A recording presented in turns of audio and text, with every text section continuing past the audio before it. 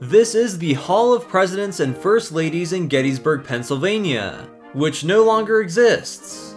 I had the tremendous fortune of visiting this classic roadside attraction back in 2014, before its tragic closure in late 2016. This Hall of Presidents opened in 1957 during the Eisenhower administration, 7 years before Walt Disney's Imagineers created a Mr. Lincoln animatronic for the New York World's Fair, and 14 years before the animatronic Hall of Presidents at Walt Disney World. So really this was the original Hall of Presidents. The exterior of the structure seems to have been drastically altered since the closure of the Hall of Presidents. It is no longer a kind of lame attempt at imitating the portico of the White House. There is also a statue of Dwight D. Eisenhower outside, and according to Google Street View that is still there. General Eisenhower did live and retire in Gettysburg after the presidency.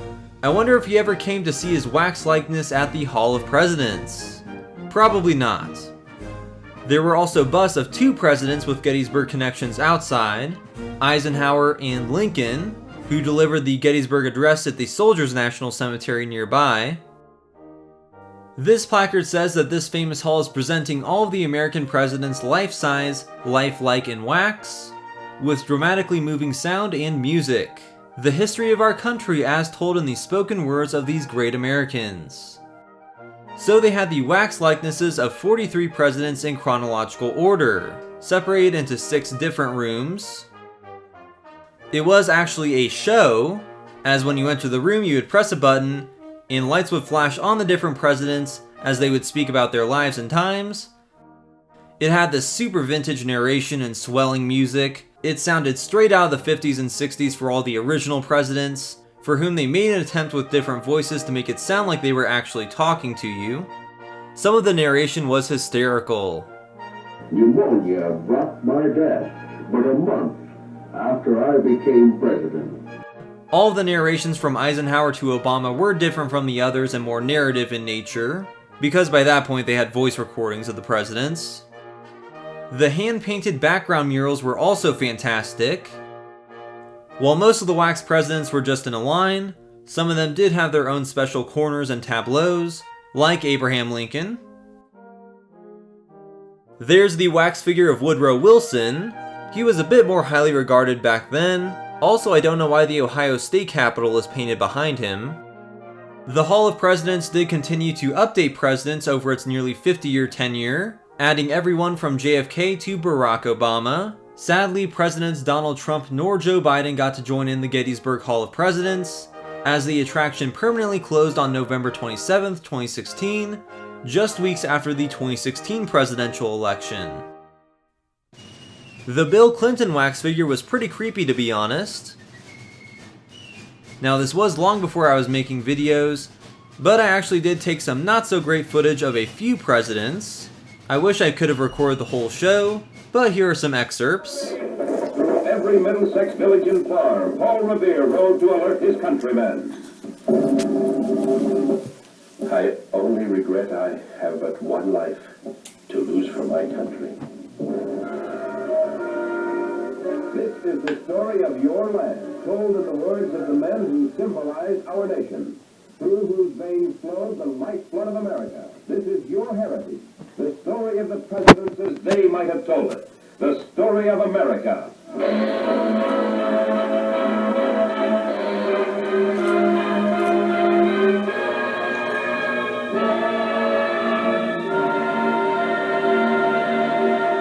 The first president, George Washington. I can but say I was summoned by my country, whose voice I can never hear but with veneration and love. I did my best to serve. When America began its armed revolt against Britain, Which had been authored by Thomas Jefferson. I was proud that I was chosen chairman of the committee which drew up the Declaration of Independence, when we pledged our lives, our fortunes, and our sacred honor to form a more perfect union. I would have made a good president. No one can tell. Defeat of the Indians at Tippecanoe had made me a hero. The voices of my supporters echoed Tippecanoe and Tyler too, when Tyler and I ran for office. But unknown to all, it was Tyler America elected. Pneumonia brought my death but a month after I became president. Saving the Union was my only aim. A house divided against itself cannot stand. But in April 1861, the South opened fire on Fort Sumter and the war was upon us. In 1862, I signed the Emancipation Proclamation as a symbol of our resolve to cleanse the nation of the hated institution of slavery. There were many defeats during the first bitter years of the war. Then came the agonizing struggle here on the green hills and valleys of Gettysburg that turned the tide of battle. Long months of agonizing struggle followed until Lee's surrender at Appomattox Courthouse on April 9th, 1865. The South needed the help of our nation. I sought, with malice toward none, with charity for all, to finish the work we were in. I came here to Gettysburg to dedicate a final resting place for the men who gave their lives on this battlefield. I prayed that these dead shall not have died in vain, that this nation, under God, would have a new birth of freedom, that government of the people, by the people, and for the people shall not perish from the earth.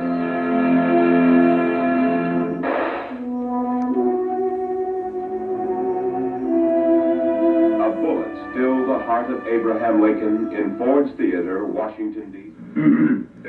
America, to me, was good. Great lives never go out, they go on. And America's had many great men.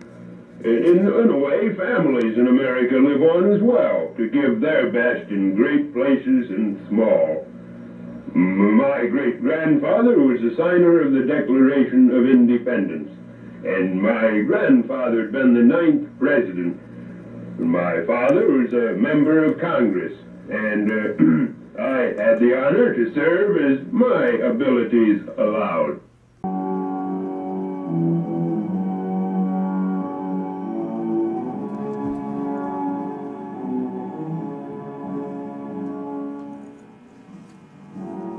My friends, the only thing we have to fear is fear itself. However, war crowds had gathered. I warned our people that the epidemic of world lawlessness was spreading. America could not escape through isolation. Britain was already embroiled with Hitler's legions. As the warplanes battled, we granted all aid short of war. The democratic way of life was being assailed in every part of the world. Our generation had a rendezvous with destiny. I proclaimed the 4 freedoms as a goal for all free people throughout the world. Then came the day of infamy, December 7th, 1941. Remember Pearl Harbor! Japan struck, and we were at war. At first, we were pushed back on every front. Then, the slow, steady advances began. Franklin D. Roosevelt did not live to know the outcome. Eisenhower. The name has a fine ring to it. But what's in a name? In this case, quite a lot. Ike was an honor graduate of West Point, became a 5-star general and supreme Allied commander. He was respected in every area of the military. Dwight David Eisenhower, President of the United States, respected across party lines. Dwight David Eisenhower, gentleman farmer. What did this great man stand for? Here are a few words from his second inaugural speech that capture the tenor of his thinking. May we pursue the right without self-righteousness. May we know unity without conformity. May we grow in strength without pride in self. May we, in our dealings with all peoples of the earth, ever speak truth and serve justice. And so shall America, in the sight of all men of goodwill, prove true to the honorable purposes that bind and rule us as a people in all this time of trial through which we pass. The pace of the 1960s quickened as the electorate chose youthful dynamism in John Fitzgerald Kennedy, the youngest president in American history. And so, my fellow Americans, ask not what your country can do for you, ask what you can do for your country. Communism was again threatening our way of life by escalating the Cold War. A few miles off our shore, nuclear weapons were being aimed at our cities, and the USSR Premier Khrushchev was saber-rattling in other parts of the world. Kennedy's courageous stand caused him to back down from Cuba, thus effecting the first significant Russian retreat of the Cold War. At home, JFK aggressively pursued the space program, and in 1962, John Glenn orbited the Earth. He championed civil rights legislation and introduced the Alliance for Progress and the Peace Corps. Dallas, Texas, November 22nd, 1963. A tragic moment in American history. President Kennedy was cut down by the bullets of an assassin. Government is not the solution to our problem. Government is the problem. Our government has no power except that granted it by the people. It is time to check and reverse the growth of government, which shows signs of having grown beyond the consent of the governed. It is time to reawaken this industrial giant, to get government back within its means, and to lighten our punitive tax burden. As for the enemies of freedom, those who are potential adversaries, they will be reminded that peace is the highest aspiration of the American people. We will negotiate for it, sacrifice for it. We will not surrender for it now or ever. With those words still echoing across the world, Reagan pressed for human freedom, demanding that the Berlin Wall come down and that the Soviet Union stop interfering in the affairs of other nations. At home, he attacked big government by freezing federal hiring and cutting government spending, but he was unable to effect a balanced budget. On March 30th, 1981, President Reagan was shot and wounded in an assassination attempt in Washington, D.C. The Reagan Revolution continued during his ensuing four-year term, and his policies concerning world communism continued during the administration of his Vice President George Herbert Walker Bush. 2008, as America faced rising unemployment and its worst financial crisis since the 1930s, Barack Obama was elected our 44th president. Drawing on his unique diversity and championing of a bipartisan theme of hope and change, the 47-year-old senator from Illinois became the first African-American to assume office. President Obama's historic inauguration, attended by nearly 2 million people and watched by millions around the world, celebrated the theme, A New Birth of Freedom, commemorating the 200th anniversary of Abraham. His message called America to rise to the hard tasks ahead by working together, just as George Washington and our founding fathers had. America has carried on not simply because of the skill or vision of those in high office, but because we, the people, have remained faithful to the ideals of our forebears and true to our founding documents. Our challenges may be new. The instruments with which we meet them may be new. But those values upon which our success depends, honesty and hard work, courage and fair play, tolerance and curiosity, loyalty and patriotism, these things are old. These things are true. They have been the quiet force of progress throughout our history. What is demanded then is a return to these truths. What is required of us now is a new era of responsibility. A recognition on the part of every American that we have duties to ourselves, our nation, and the world. Duties that we do not grudgingly accept, but rather seize gladly, firm in the knowledge that there is nothing so satisfying to the spirit, so defining of our character, than giving our all to a difficult task. God bless you, and God bless the United States of America. You have just witnessed a review of America with the men who were America. Men who as presidents represented us to ourselves and to the world. Men whose faults were our faults, whose genius was our genius, whose hopes were our hopes. Men whose lives set the course for presidents to come.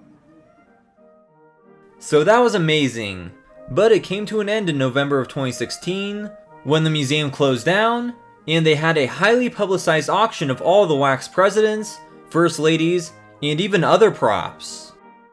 All of the presidents were sold in the thousands.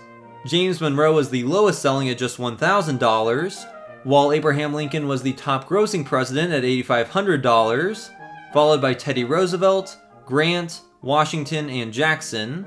Surprisingly, James Buchanan sold for $4,000, but he was from nearby Lancaster, Pennsylvania, so somebody from there probably wanted him. So all the presidents and first ladies are now scattered. The auction did get a lot of media attention. I definitely wish it got that kind of attention while it was still existing, but the wax presidents became a late night phenomenon, as John Oliver and Stephen Colbert sent people to buy some wax presidents.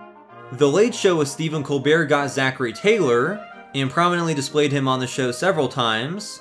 Jon Stewart bought Martin Van Buren, Rachel Maddow on MSNBC got Eisenhower, and John Oliver's Last Week Tonight got 5 specially selected presidents, including William Henry Harrison, Warren G. Harding, Richard Nixon, Jimmy Carter, and Bill Clinton. They actually did a few skits with them, including one with Tom Hanks, which is really fun. If humanity itself is at stake, will you help us, Mr. President?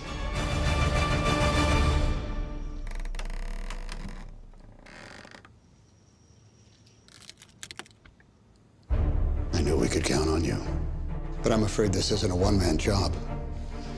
We need all of you.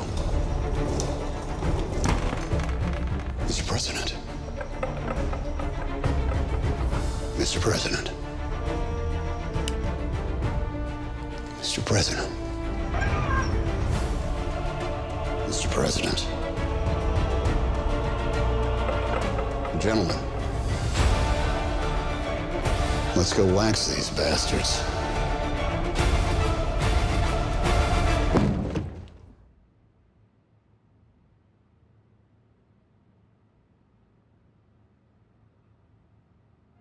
It seems that both shows had fun with their wax figures, so that was a good use for them. If you are aware of the locations of any of the wax presidents from here, especially if they are publicly viewable, then please let me know in the comments section of this video, or send me an email. There are also pictures of the White House interior, and here they show the heights of different presidents, Lincoln being the tallest obviously. Now, a truly unique feature of this attraction was the Hall of First Ladies, which featured the somewhat unusual petite-sized 1/3 scale wax figures of all the First Ladies from Martha Washington to Michelle Obama. They were all lined up in this big room that blasted the Blue Danube Waltz. The First Ladies were dressed up in replicas of their inaugural gowns. Many of the originals still exist in the Smithsonian's collection. So yeah, this was very unique.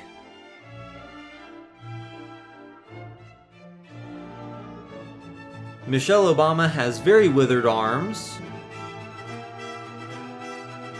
They did have an autographed photo of Barack and Michelle Obama, the only tangible presidential artifact they had here. So I absolutely love the Hall of Presidents and First Ladies. It was a magical time capsule into 1950s and 60s roadside charm and love of wax-based entertainment. I am so sad that this is no longer in existence, but man am I glad I got to see it. There was another super vintage museum from the 50s just 2 buildings down, called the Soldiers National Museum. It was owned by the same Gettysburg Tour Company, and that closed about 2 years before the Hall of Presidents. I feature that in a separate throwback video, along with the former General Lee's Headquarters Museum.